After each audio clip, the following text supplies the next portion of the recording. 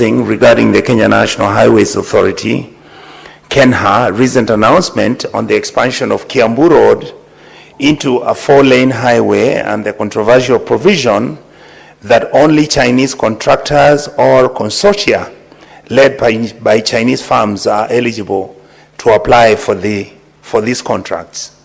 Mr. Speaker, in its public advertisement, KENHA invited bids for the Kiambu Road expansion project, but included an explicit requirement restricting eligibility to Chinese contractors or firms led by Chinese entities. Mr. Speaker, this condition raises serious concerns about the fairness, inclusivity, legality of this procurement process, particularly in view of our constitutional principles on competition, non-discrimination, and value for money in public procurement. In that statement, Mr. Speaker, the committee should address the following. Explain the rationale behind Kenya's decision to limit eligibility for this project to Chinese contractors only, or a consortium led by Chinese firms. Number two, for the committee to clarify whether this requirement aligns with the Kenya procurement laws, including the Public Procurement and Asset Disposal Act, and whether it complies with any applicable bilateral or multilateral funding agreements. Number three, Mr. Speaker, the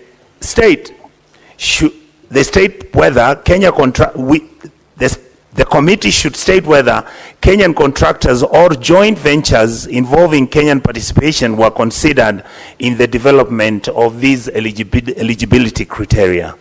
Number four, the committee to provide information on the source of financing for the Kiambu Road expansion project, any donor funds if necessary, and indicate whether the funding terms specifically required the exclusive participation of Chinese enterprises. Finally, Mr. Speaker, I would wish that the committee recommend measures to ensure that future infrastructure projects promote fair competition, enhance local participation, and uphold transparency and accountability in procurement processes as per our Kenyan Constitution 2010. Thank you, Mr. Speaker. Senator Raphael Chimera.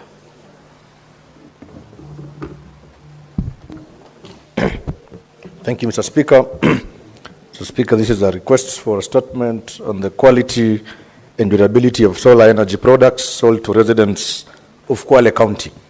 Mr. Speaker, sir, I rise pursuant to Standing Order 53-1 to seek a statement from the Standing Committee on Energy on a matter of county-wide concern regarding the quality and durability of solar energy products such as Solar Panda Delight sold to residents of Kwale County.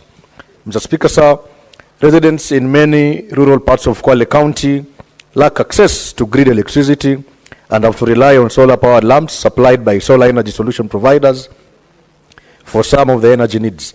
However, the residents have expressed concern that these lamps often become faulty after a short period, and that due to lack of repair services, they are forced to purchase other units.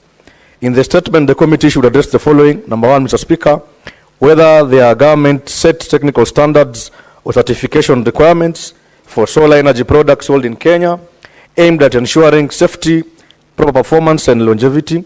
Number two, whether there are mechanisms in place to monitor the performance of the products after sale and to ensure adequate after sale support, including provision of spare parts and repair services by respective suppliers. Number three, Mr. Speaker, the names of all companies licensed to distribute solar energy products in Kwale County and obtain information on the technical assessment of the quality and longevity of their respective products. Number four, Mr. Speaker, whether each of the companies providers repair and offer after-sale services, and if not, obtain the reasons for the same, as well as the steps being taken to remedy the situation. And lastly, Mr. Speaker, the steps the national government is taking to connect all undeserved areas in Kwale County to the national electricity grid or alternative reliable off-grid energy systems to reduce reliance on. Statement pursuant to Standing Order 57-1, the Senate Majority Leader.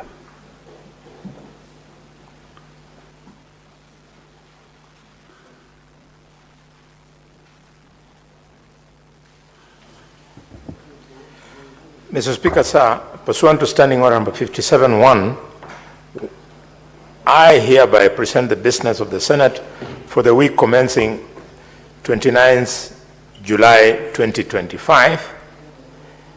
Mr. Speaker, before I proceed to the statement, allow me to take this opportunity to laud honorable senators for ensuring the passage of the County Allocation of Revenue Bill, Senate Bills number 9 of 2025, and the Equalization Fund Appropriation Bill, Senate Bills number 7 of 2025. During this sitting that was held on Tuesday, 22nd July 2025, and the County Government's Additional Allocations Bill number 2, Senate Bills number 8, that was passed on the 23rd of July 2025. These bills are crucial financial instruments that have an implication on the operations of the counties. I urge that this spirit continues in order to prosecute business before the Senate in a timely manner. However, this is not the end on these bills. I undertake to engage the leadership of the National Assembly to ensure expeditious consideration of bills. Mr. Speaker, as of now, this is the status of legislative business. 1, 55 bills, of which 37 are at the second reading stage and 18 are at the committee of the whole stage, are pending for consideration. 2, 31 motions are pending conclusion. 3, 28 petitions are pending conclusion by respective committees, out of which 19 are due for reporting. And fourthly, 505 statements pursuant to Standing Order number 53-1 are under consideration by the respective standing committees. Honorable Senators will observe that business listed on orders number 12, 13, 14, and 15 are motions on reports on petitions, which are subject to time pursuant to Standing Order number 238. I urge the respective movers of those motions to remain in the chamber to prosecute that business. Mr. Speaker, sir, on Tuesday, 29th July 2025, the Senate Business Committee will meet to consider the business for the week. The tentative business for that day will include business not concluded from today's order paper, as well as business indicated on the notice paper. The tentative business for the morning sitting on Wednesday, 30th July 2025 will include questions to Cabinet Secretaries as approved by the Senate Business Committee, as well as motions. The questions scheduled include the following. Question 84 to the Cabinet Secretary, Ministry Cooperatives and Micro, Small and Medium Enterprises, development by Senator Professor Margaret Kamar, EGH, MP. 2. Questions number 13 and number 18 to the Cabinet Secretary for Interior and National Administration by Senator James Morango, MP. Question number 26 to the Cabinet Secretary for Interior and National Administration by Senator Dr. Boni Khalwale, CBS, MP. Question number 28, 29, and 80 to the Cabinet Secretary for the Interior and National Administration by Senator Professor Tom Ojenda, Senior Counsel, MP. Question number 41 to the Cabinet Secretary for Interior and National Administration by Senator Daniel Mazo, EBS, MP. Question number 44 on the Cabinet Secretary for Interior and National Administration by Senator Edwin Spooner, CBS MP. Question number 49 to the Cabinet Secretary for Interior and National Administration by Senator Shakil Abdallah, MP. Question number 51 to the Cabinet Secretary for Interior, National Administration by Senator Catherine Muma, MP. Question number 54, 56, and 59 to the same Secretary by Senator James Lomenen, MP. Question number 62 to the same Cabinet Secretary by Senator Joyce Corril, CBS MP. Question number 72 to the same Secretary by Senator Kaduri Murungi, MGH MP. And question number 94 to the same Secretary by Senator Justice Retired Stuart Madayo, EGH MP. Mr. Speaker, the tentative business for the afternoon sitting on Wednesday, 30th July 2025 will include business not concluded from Tuesday's order paper and the following businesses. A, bills that are at the second reading stage. The county government's state officers removal from office procedure bill, the county government's Senate bills number 39 of 2024, and the street naming and property addressing systems bill, Senate bills number 43 of 2024. B, bills that are at the committee of the whole, namely 1, the early childhood education bill, the local content bill, the street vendors bill, the county library services bill. The labor migration management bill, the sports bill, the public fundraising appeals bill, the heritage museums bill, the environment laws bill, the statutory instruments bill, the county government's elections laws bill, the sports amendment bill, Senate bill number 45 of 2004. And then C, motions. 1, report of the Standing Committee on Devolution and Intergovernmental Relations on its inquiry into the state of markets in Vihiga and Bungoma counties arising from a statement sought by Senators G. Osotsi, MP, and David Wakoli, MP. 2, progress report of the Standing Committee on National Cohesion, Equal Opportunity, and Regional Integration on an inquiry into the diversity and inclusivity in the staff composition of state agencies in Kenya. And 3, report of the Standing Committee on Energy on the county oversight and networking engagements in Wajir County. Mr. Speaker, sir, the projected business for Thursday, 1st July 2025 will include business not concluded for Wednesday's order papers and any other business scheduled by the certain business committee. And finally, Mr. Speaker, I thank you and do hereby lay this statement on the table of the Senate. Thank you, Mr. Speaker. Now, honorable senators, I will allow comments for 20 minutes. If you get the floor, kindly take not more than 2 minutes to contribute. Senator Fernandez, Senator Chirake.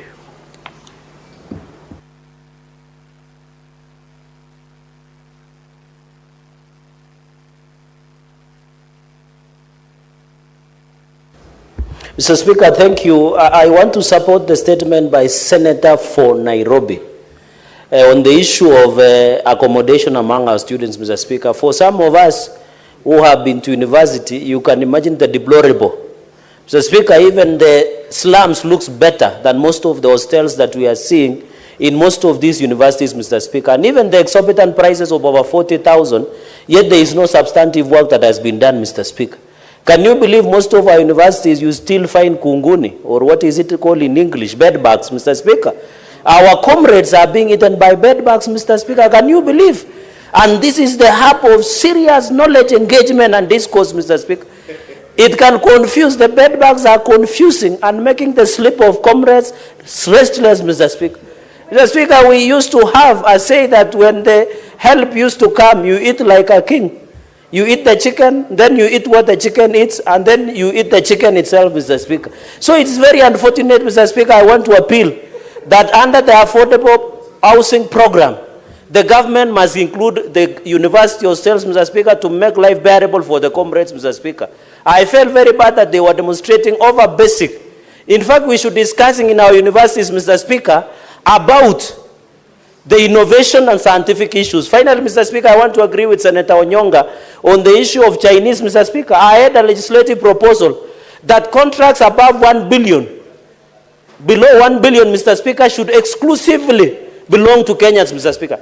Can you believe Chinese and other nationals are doing contracts of 300 million, 200 million? What will happen to our local contractors, Mr. Speaker? I want to challenge Finance and Budget Committee to approve my legislative proposal that 1 billion and below should exclusively belong to Kenyans, Mr. Speaker, and I support all these statements. I thank you, Speaker, sir. Senator Wambua.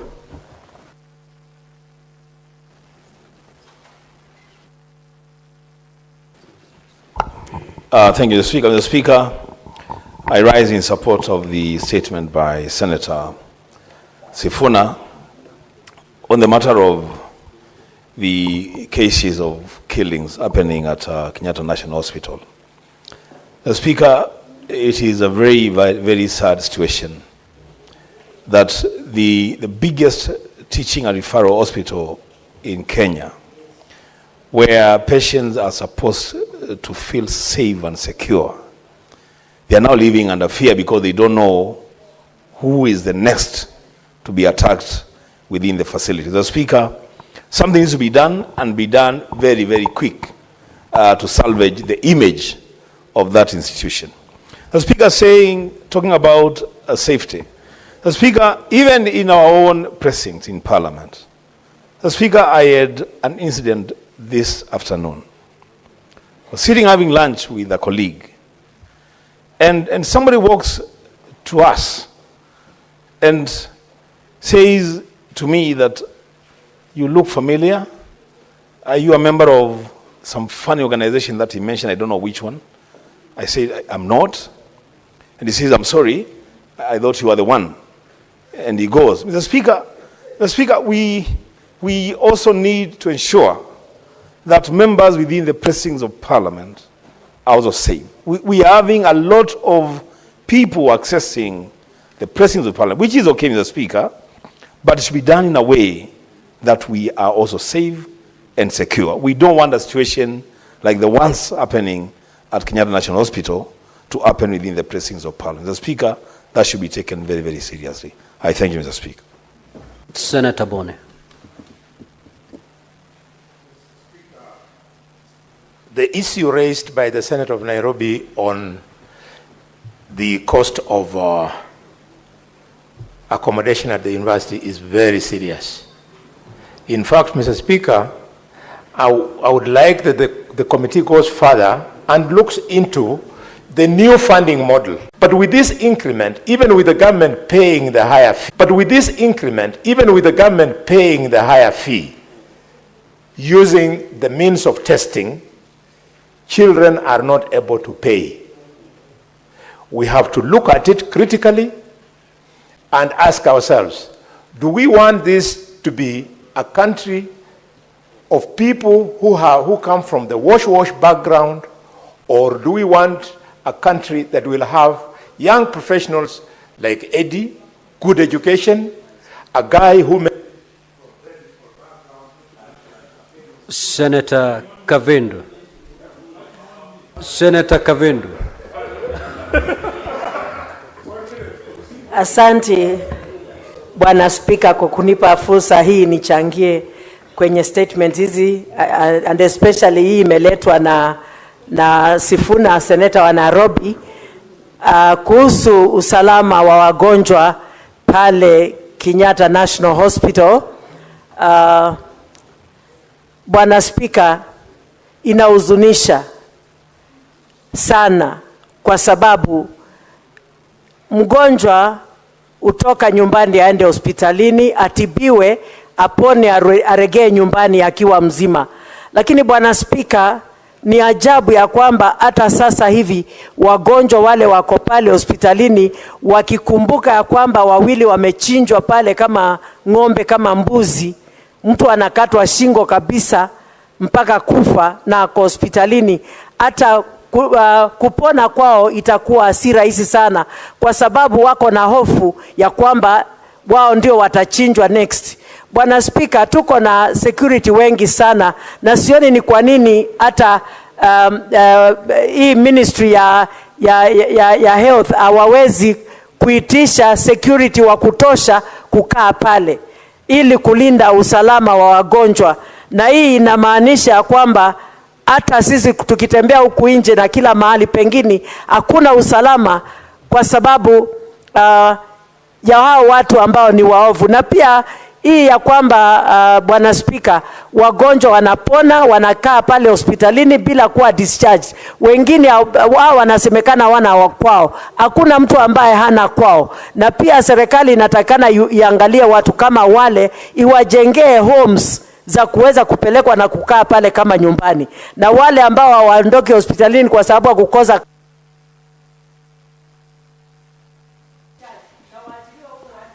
Senator Chute.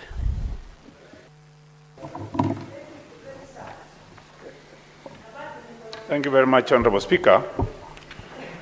I rise in support of the statement by Senator Onyonka. Honorable Speaker, he brought up some very important issues. The issue is not a problem in Kiambu only, the road on Kiambu. It is in the country. The problem we are faced with is Chinese companies are being given contracts. You can find Chinese traders doing some work, doing in markets like Chuka, Meru, Marsabit, Chinese. And Honorable Speaker, there is an issue brought by Cherkey. He says anything above, anything below 1 billion should be done by locals. Honorable Speaker, the companies that are working in Kenya today on roads and building are mainly Chinese. And if you look at those companies, Kenyan companies who are working in Kenya, have got pending bills to the tune of, in the counties, about 156 billion. Nationally, 426 billion. Most of these monies are supposed to be paid to local contractors. The Chinese contractors can afford to wait for the monies because they are being financed by the government. What about the local contractors? They are suffering. Honorable Speaker, the other days there was a riot in Kenya. The shops were looted. People are complaining about shops that are looted. Unfortunately, that is a problem, yes. But after a few days, the insurance compensated them. Honorable Speaker, local contractors are being given jobs and they are not being paid. There is no insurance that will pay for monies that are supposed to be paid by the government. So, Honorable Speaker. Senator Richard Onyonka.